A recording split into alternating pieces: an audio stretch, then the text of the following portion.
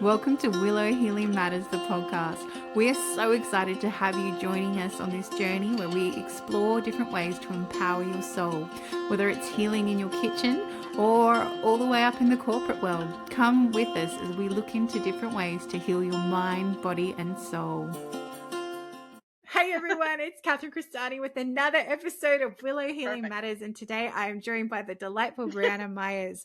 So she is a spiritual awakening coach, a holistic healing practitioner, and author whose work was deeply shaped by her near-death experience. She supports people navigating spiritual awakening, identity shifts, and emotional healing by focusing on grounded integration, nervous system regulation, and embodied awareness.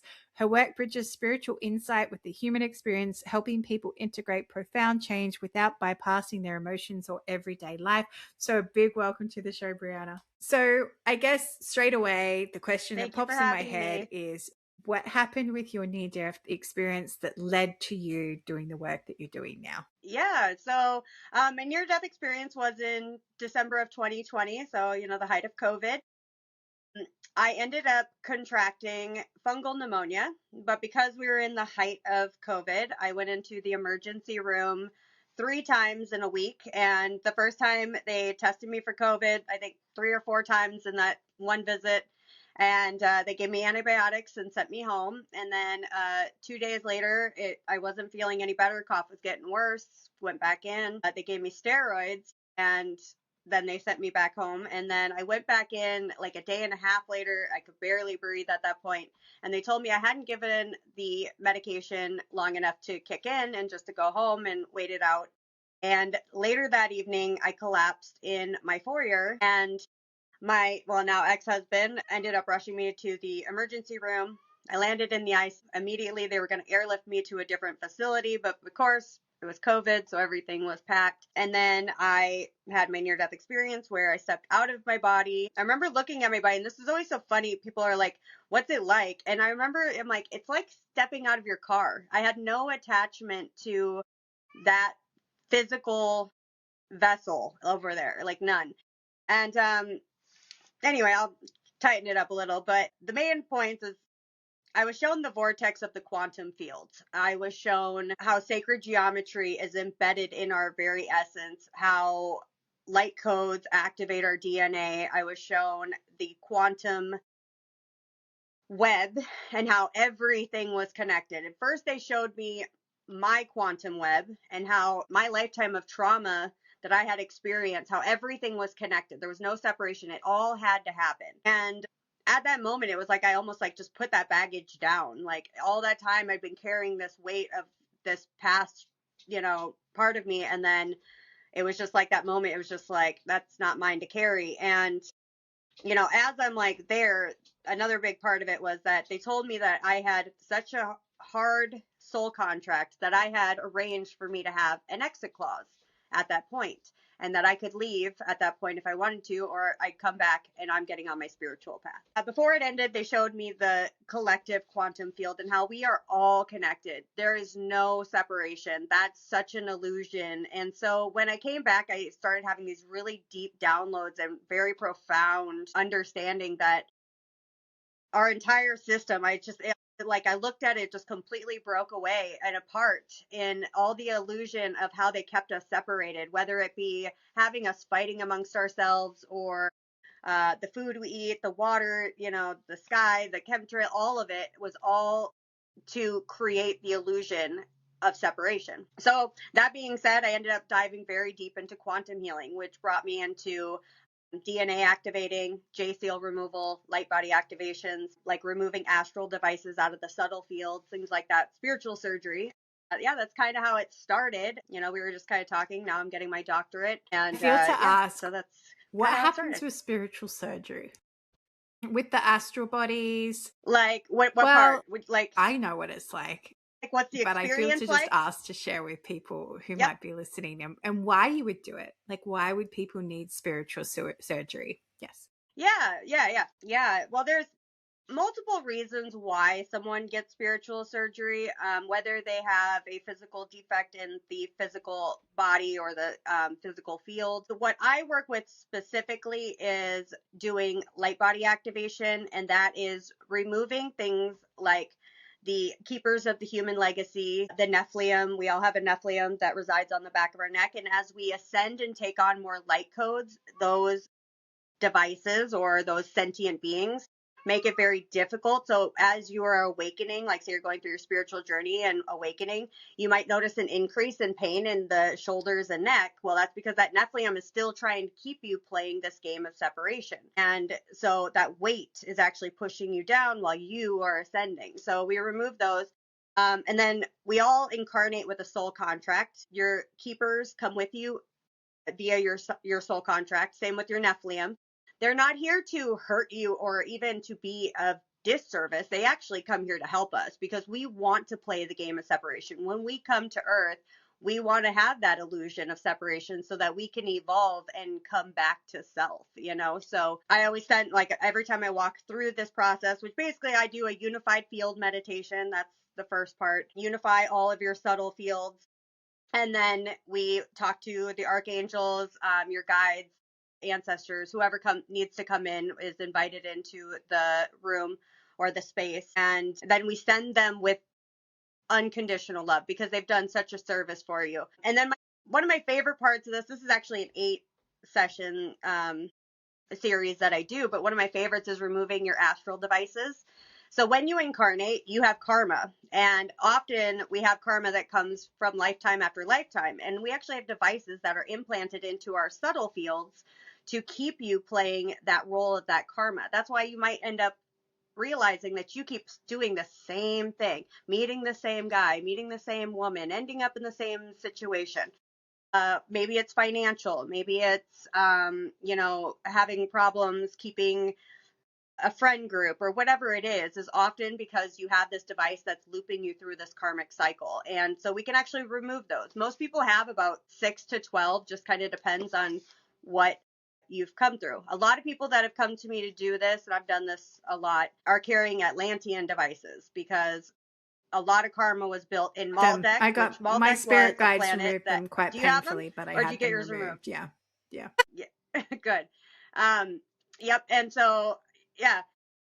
And so, yeah, and what's funny is that, like, yeah, in my near-death experience, I had my DNA activated in that experience, but then I was taught or I was guided to learn how to do it from here. So now I'm able to do it. So I do 8 different DNA activations. And it's so funny how that, like, that experience, I had no idea about DNA activations in that time. And then I don't even think it was 6 months later, I ended up meeting this woman who was doing DNA activations and taught me how to do it. So yeah, there's no separation. Fate. There's no coincidence. No, it's not even I always fate. tell people, like, it's just, It's not even fate. it's all connected. But yeah, so yeah, no, well, and I'm, to be honest, I don't know how much I believe in free will with how much I've seen of connection and astrology and your numerology and your moon phases and how all that connects. I've done it so deep on my own field that I'm like, how much free will do we really have?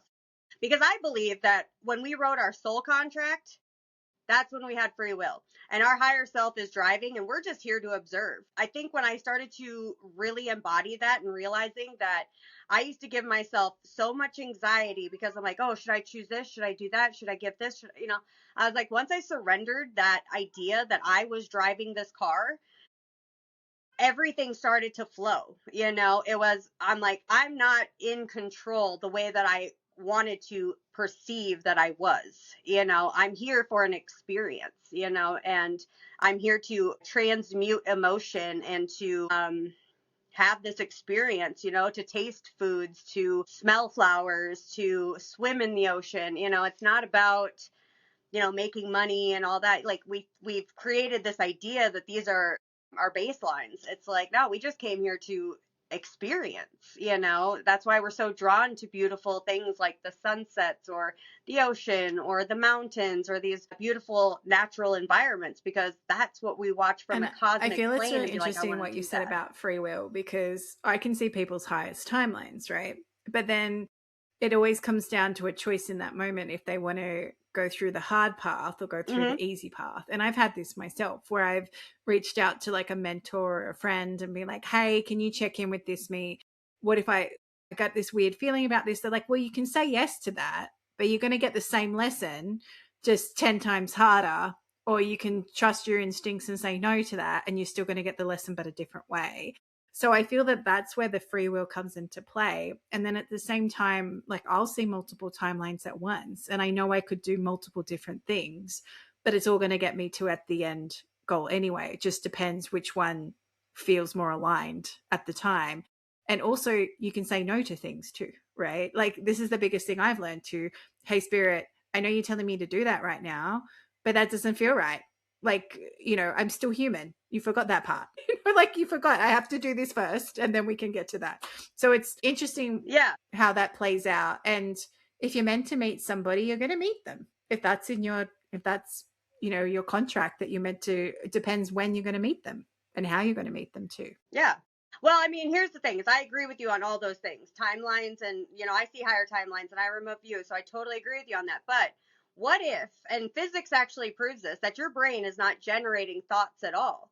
You are an antenna that's picking them up off of the quantum fields. So if you are attuning your mind to the frequency of what you perceive is what you want your timeline to be, you're not making a choice. You are tuning into the timeline in the quantum realms. And that is what trajectory puts you on those higher timelines. Because we think that our brain is generating the thoughts, but the truth is we have a receiver crystal monologue. You're more often channeling than you realize, because that receiver crystal that we carry from our etheric realms are actually translating into our voice channels, right? Now, some people hear different like accents or like light language, things like that. But when you're not fully attuned to transmuting that and it's still like weird for you, they'll do it in your own voice. So that's why I always tell people, like, have you ever been sitting there and had that thought, like, why did I think that? That was weird, right? Because you didn't think that. Who thought to think that, right? Right. So there's two entities already in your mind that we're perceiving. So you're actually picking up on the quantum field, and I can actually prove this with science. So have you ever been thinking about, oh, I need to go buy that, and then all of a sudden your phone has it on it, and you're like, that was so weird, I just thought about that. Well, because your phone is picking up off the same quantum field that your mind is attuning to. Why, yes, that we do have the idea of the thought is ours. The mind is just a tool. So are we actually making the decision, or are we attuning to the frequency in the field, right? So that's why I say, I'm not sure I believe in free will in the way that it's taught anyway. So intriguing. You do have the ability to train how you tune in, definitely. That's why meditation and breath work is so important. You know what I mean? So I'm like, meditate and breathe, guys. That's how we that's where I went through my psychic surgery, in a breathwork session, because I had to get pulled back. I was just going to say, for anyone tuning in and going, wow, they look different now, because Riverside doesn't like us talking about the quantum field, and this happens a lot. So when you run a metaphysical podcast, this often happens where we have so many technical difficulties, and it's just because it's almost like, I don't know, frequency interference. That's what I'd like to call it. Yeah. What I was going to say, it's I love that you brought up meditation and breath work, because that is where I went through all my psychic device removal when I was in a breath work session. And my guides were like, hey, you've got all these psychic devices. We actually need to remove them. And it was incredibly painful. I had to go back and reclaim all my past life, parallel lives, soul fragment deaths, had to pull them back in, I had them embedded in my legs, in my, in so many different places. But the chain of events that happened after that. And then I said, where have these all come from? And exactly like you said, when you were in Atlantis. And I went, okay, all right, there's more. Yeah. And when you were talking then, they told me I need to do another sweep, because every time you step up a frequency level, new ones get activated and new ones come in. So I feel that's why I was led to ask you about it in the first place. And I feel that's why they cut us off, because it's like, she can't know this. It's like, too late, I do now. I already know. Yeah, because I have a chart that's got about 50 different devices that people have within them. And like I said, most people in a session have 6 to 12. But yeah, I mean, I have a whole section of elementals. So if you have dragon device, fairy, wing pins, there's like girdles. So if you in a past life maybe had like some kind of sexual crime, something like that, tends to be a chastity belt, which can interfere with like your sexual relationships in this lifetime. So yeah, I mean, it's really important to find these devices and have them removed if you feel guided to it and if it's in alignment.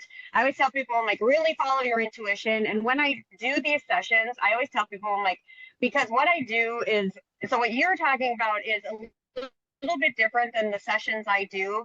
But when I start, I have to actually cloak your energy, because basically I just open you up to a whole different frequency, and you become very susceptible to dark energies, because it's like turning on a flashlight in the middle of the dark woods, right? They can all see you. So I actually have to cloak you. And then when we do the 8 sessions, I have a very limited amount of time that I can keep you cloaked. So we got to finish it so we can get to the last session, which is reintegrating your light field. And then it gives you a lot more protection. Basically, you know, when you like remove something dark from someone, it creates a void. And when there's a void, there are opportunities, especially dark energies. They're like, ooh, an opening, you know, and they want to hop in. So we want to make sure we get through it as quickly as possible. So I always tell, I'm like, you can't start this and not finish. We have to finish because we got to get to that last integration session. So I always tell people, like, really, really feel if it's aligned for you. If you want to do that session, it is, it's amazing. I mean, when I had mine done, it was like, you know, my Kundalini activation, I had a spontaneous Kundalini awakening, which of course, you know, shook my whole world, because I wasn't really expecting what came with that, you know. And so I would tell people, like, it was like all of a sudden I was sitting at my office, I was working at the time I owned a farm. And so I was doing book work, and all of a sudden I heard this like pop, like a glow stick crack. And this energy just shot through my body. I mean, it was like I was like, what is happening? I was like, what is that? No, not Superman. The X-Men. Like, I thought electricity was going to shoot out of my hands. It was that like profound, like seeing her shaking. And then all of a sudden I was just hearing all of these voices all at once. And I'm like, oh, I finally snapped. I'm like officially crazy, right? But turns out I found a shaman who helped me integrate it. And so I didn't end up in a 52-50 or a lockdown like a lot of people do. I hear so many people's stories with Kundalini awakenings that they end up in like a mental ward because they think they like went crazy. And it's unfortunate that we're so quick to label everything a mental illness when it could have a very deep, esoteric or spiritual system. You know, I tell people all the time, I'm like, you know, back in ancient civilizations, if you heard voices, and of course, if you hear voices, talk to your doctors. I'm not telling you not to follow through, stay on your medication, but we used to start training them as shamans, and now we tell them they're schizophrenic, and we don't look anywhere else or into any other path for them, and we just, we mitigate it, and you have these problems. And I actually have a friend, I won't tell the whole story for her privacy, but she had a lot of dark energy from her past. She had a drug addiction and things like that. She was told she was schizophrenic. And so I found it fascinating. So I just started asking her questions. You know, I was in this journey and I was working with my guides and stuff. And I'm like, well, what do they sound like? What do they tell you? You know, I'm like, is it the same voice? Is it a different voice? I just like interviewed her basically. And turns out I started working with her and I started helping her with vibration and working with healing her vibration and ascending. And the voices started becoming angelic. But what happens is that when you're in a low vibrational state, it's easy to channel those dark energies because you are in the closer to that vibrational plane. And so I'm like, wouldn't it be amazing if we started maybe looking at these mental illnesses and being like, well, let's raise their vibration, which we should do anyway. You know, a big part of mental illness can be helped if we put people in a positive state of mind, right? But with her, I started working with raising her vibration, and then she started channeling angelic realms. So she was just a very powerful channel. But because she was in that low vibrational state, she was channeling dark energies. And so it was telling her to do dark things. And, you know, she was being paranoid and all these things. Well, when you're hearing, you know, dark energies telling you awful things, yeah, it's easy to become paranoid. But yeah, so again, disclaimer, you know, if you have any of these things, you know, stay on your medication, you know, but there are alternative ideas to look into, you know? Yeah, and that's really pertinent timing because I had a friend messaging me about someone that he was in a relationship with, and he goes, "Oh, she has borderline personality disorder." And I said, "Oh no, she just can hear all this her spirit guides." And he goes, "What?" And I'm not discounting that diagnosis. I said, "No, no." I said, "There's something else going on."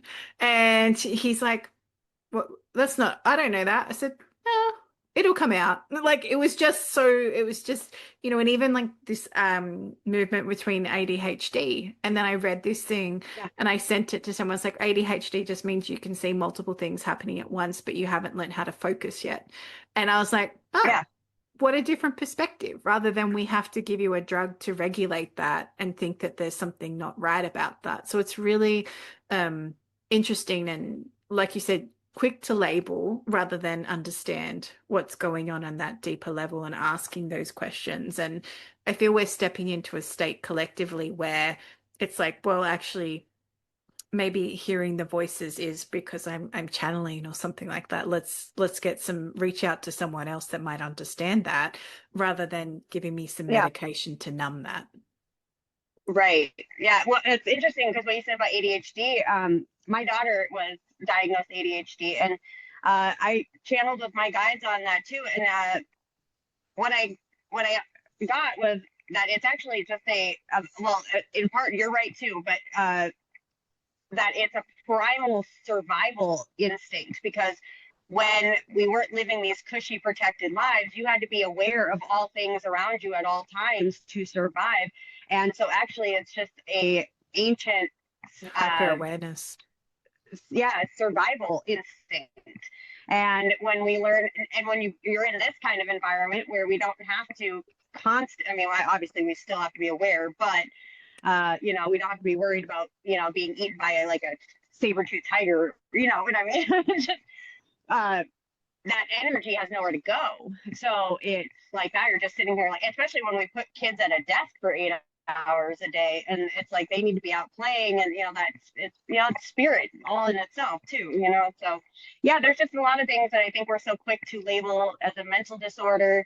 I'm not saying they don't exist, but yeah, I mean, there's alternative things I would urge people to look into before just, thinking something. And a lot of the people I work with that do have these diagnoses, like my ex-husband was diagnosed with bipolar disorder, and with that, it's emotional dysregulation, which is a frequency interference. It's like when you start stacking these subtle fields, and actually, he's one of my best clients now, and we get along great because we understand now what that was, where it used to be, I triggered him the most, but when I was going through my ascension, my light was just triggering that darkness that was trying to interfere with his energy systems, so there's a lot of things once you start to look at it, maybe there's something bigger than what we're being told. And I know that there's something bigger. I think everybody's starting to come on board now, but I've been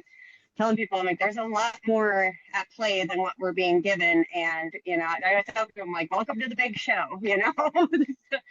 So, And it's about asking better questions too, rather yeah, than just blindly accepting what's in front of you. And I know we talked about this briefly before the show, but it's like when you push back on people and you go, no, this is what I want, this is what I'm feeling, this is when you meet the most resistance. But at the same time, that's why your soul came here, right? It's like, no, right.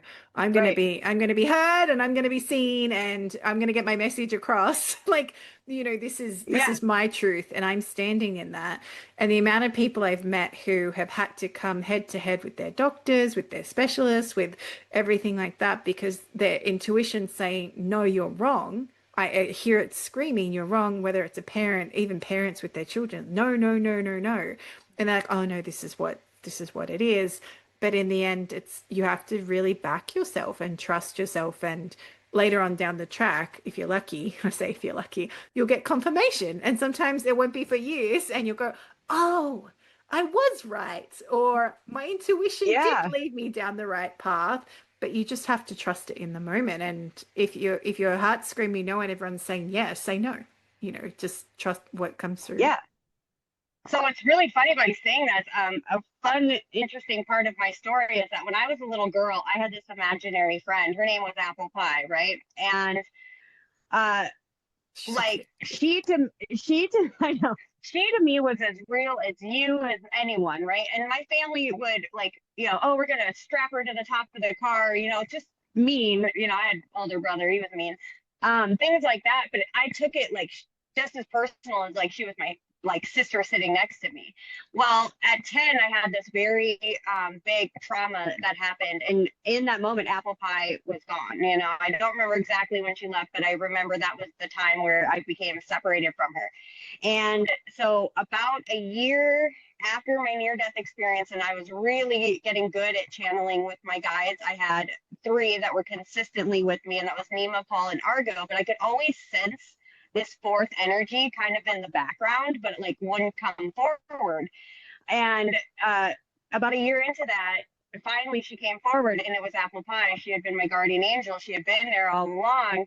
And she had told me at that point, she's like, I didn't come forward until now because I needed you to believe that you were capable of channeling these energies and that this wasn't some childhood delusion.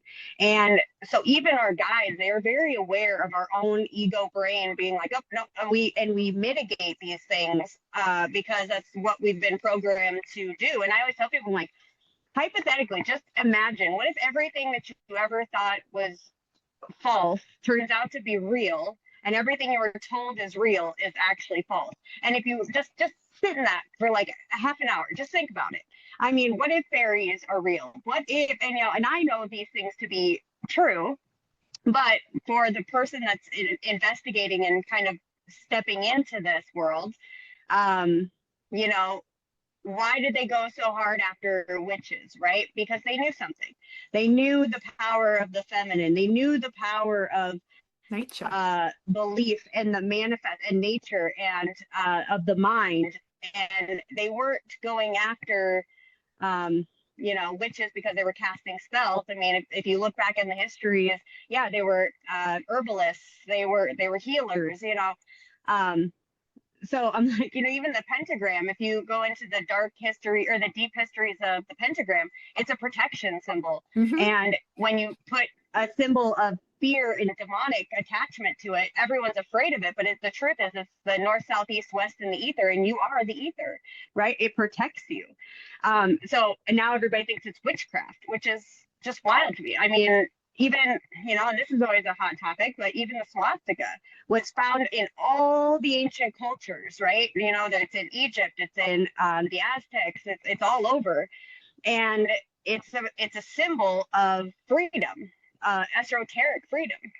It's what ancient civilizations used it for. But now it's cultivated to hatred, rightfully so, with what had happened. But we don't use that symbol anymore. And it was a very powerful protection symbol. So I'm just, I'm like, there's just things around us that maybe just think about why they would keep us away from certain things and why we would attach a symbolic, dark energy to something that was actually protecting us. Same with like Lilith. She got such a bad rap, right, Lilith? And the truth is, she wouldn't stand by and give her power away. But now we look at her as a dark feminine energy, and now she's starting to get her power back. I think a lot of people are starting to realize, like, now people are seeing the truth of her and what she really was, but they stripped her of her power and made her, the villain. And well, I think we're starting to realize that no, she just wasn't going to go along with the narrative. So there's a lot of great things that are kind of coming to the surface and to the light now that I find beautiful. But I always tell people, like, question everything. The narrative that you've been given in a lot of ways have been to keep you playing small, keeping you in scarcity, keeping you in limitation, so that you don't step into how powerful you are. I actually just did a show on NDE, and it was the first time I told my whole story of my near-death experience from start to finish in all details. And I sent him a picture and like a before and after, and like just doing energy healing, just doing activations, just doing holistic, and I know medications, and I don't drink soda. I eat very clean, I look like two different people, like completely different people. If I gave you both those pictures, you wouldn't believe they were the same person. And it's literally, I didn't work out every day. I didn't, it's like there's so much attached to us because of these belief systems that have been programmed into us. So one of the things I work a lot with is subconscious reprogramming. And it's a really, really, and so for your listeners, if you want to just start small, if you're just trying to figure out how to start, like listening to affirmations while you sleep. What an easy way you're already sleeping, right? Utilize those 8 hours, because your consciousness takes a walk and goes and astral projects, but your subconscious never stops. And your subconscious is always running in the background, and it's fueling the thought. And so what we were talking about that got us cut off, so we'll see if we stay, but your brain is the antenna, right? You're fueling where you're pulling and what your frequency is pulling out of the quantum field. It's just like a radio station. There's two parts to this. You tune in to a frequency, and you listen to that station, but it doesn't mean that all the other stations don't exist. You just tuned into that frequency, and that is done by subconscious programming. But even more so, if you want to take that one more step, is that the radio isn't creating the music, it's broadcasting the music, right? And you're tuning into it. That's what quantum field is. It's not creating the timelines, it's broadcasting the possibility of a timeline that's already created. You get what I'm saying? So I always tell people, like, question everything, question it all, because there is so much more truth when you start diving down into the deeper layers of what they told you isn't real. Yeah. And curiosity didn't kill the cat. That's true. Right? And Schrodinger's cat, right? it's both dead and alive. But this is the thing. It's just, really starting to come back to you and start to go, hang on, that doesn't feel right, or that doesn't seem right, and then keep running with that rather than, I'm being ridiculous. And the more you come back to yourself and start to listen to that, and follow your curiosity. And I always tell my clients, what are you curious about? Go follow that, because the more you follow it, the more you end up in front of different practitioners or different teachers or different mentors, because you were curious about it. So many of the best relationships I have with people or opportunities are because I was curious, and they're like, how did you find out about that? Like, I asked the question. Like, it just happened. Yeah. And they were like, Exactly. Did you ever see that movie? It didn't, I don't think it was a very successful movie, but it had Jim Carrey in it. It was called The Yes Man. I actually recommend it to my clients often, but the movie premise was he was kind of in a limited life, and, he wasn't making any changes, and he went to a seminar where they're like, I challenge you, you're going to make a covenant to say yes to every opportunity that ever comes along. And all of these amazing things start happening for him. Of course, he had some bad things that happen, but they all led to something really positive. And so I tell people, like, that's a great way to start too. Just be curious, say yes. Maybe it's not something you think you might enjoy, but then it turns out to lead you down this path of the greatest decision you ever made. So be curious and try new things, and, don't allow limitations, because a lot of the limitations that we carry are not even ours. I do a lot of work with reprogramming, and, I'll ask people, like, well, why do you believe that? And it's so interesting how often you get people that don't know when you ask, because they never get a kickback of, well, why do you think that? And instead, it's always either somebody opposing their belief or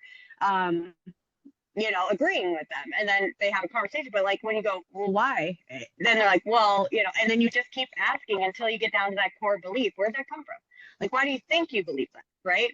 And not because you're taking away from their belief, but more than likely it's not even your belief. It comes from community, family, sibling, a friend, an experience, whatever it is, and it's not even really yours, but yet you've been carrying it for so long that it just became something you carry, and so that's how you kind of go reverse engineer all that stuff, and then you start to find what really lights you up and what your purpose is. So I think that's great that you're get curious. Get curious. Get curious. And as we start to finish our time together, Brheanna, we made it. I asked the guests that come on the show, if you could heal or change something in the world, what would it be? Ooh, that's a good question. I think that I would really like to be able to, if I could touch everyone in the world, be like, what is your core belief? Because a lot of people don't realize that they have one belief that is limiting them very deeply, and all other beliefs stem off of that. So I would say to heal the world, find what your core belief is. And, if you really want to heal, I tell people all the time, like, get off the news, get off all the stuff that the big Noise. show was, like I said before. Yeah, I mean, it's the world stage, right? That there, it's a play, right? Characters, the whole thing. But when you get off of that and you start to, if you want to make changes, make them in your immediate environment. Make small changes around you, and those small changes are going to change the world.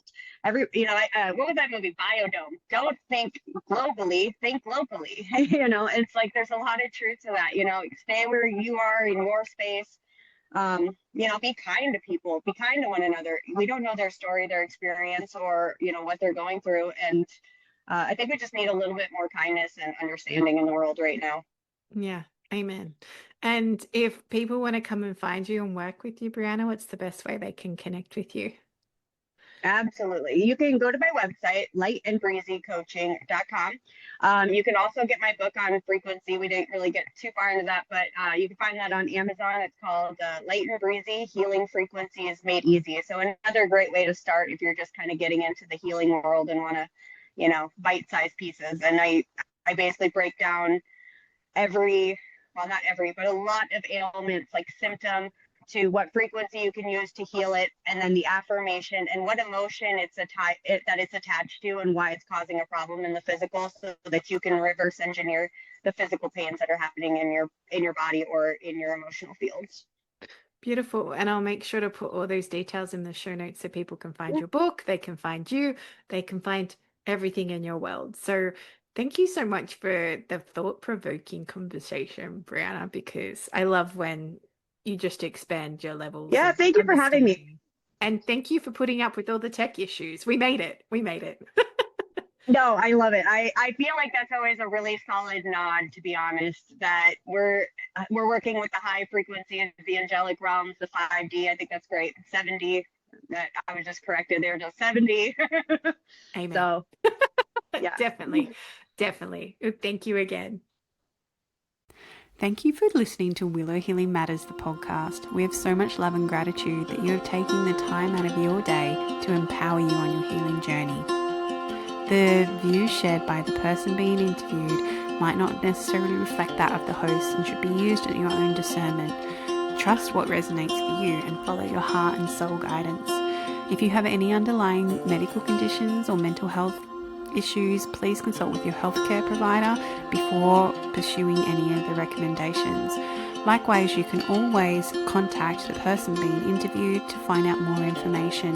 This can be found in the show notes. Remember to activate, align, heal, empower, and find love in everything that you do.